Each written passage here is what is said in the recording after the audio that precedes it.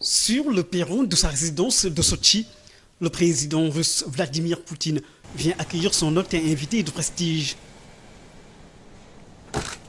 En franchissant les marches du palais de Sotchi, le président Macky Sall retrouve un ami et collègue très heureux de l'accueillir.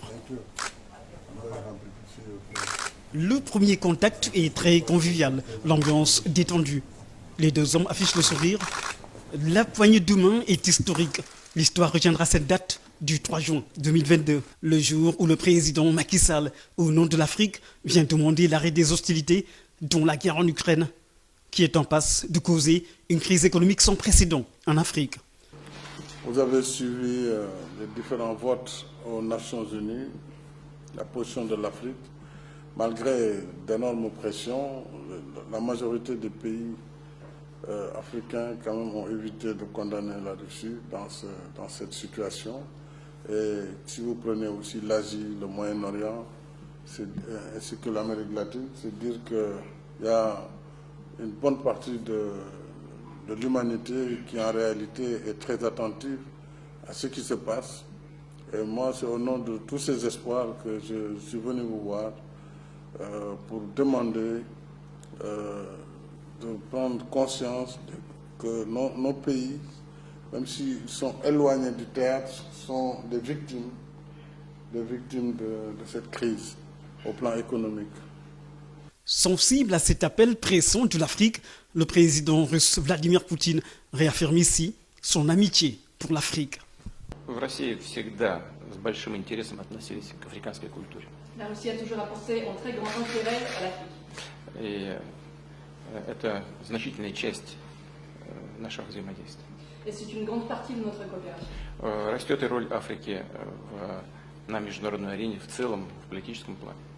En fait, le rôle de l'Afrique sur la scène internationale augmente, notamment sur le plan politique. Мы считаем, что Африка в целом и отдельные государства, с которыми у нас традиционно очень добрые, без всякого преувеличения, дружеские отношения, что вся Африка в целом, она имеет огромные перспективы. И исходя именно из этого, намерены и дальше развивать наши отношения с Африкой в целом, с отдельными государствами. Et nous pensons que l'Afrique a de belles perspectives devant elle et nous allons développer nos relations avec l'ensemble des pays, avec tous les pays avec lesquels nous avons des relations traditionnellement amicales, des relations qui sont traditionnellement bonnes. C'est justement au nom de cette amitié que le président Macky Sall, président en exercice de l'Union africaine, demande à son homologue russe de prendre conscience des conséquences de cette guerre sur le continent.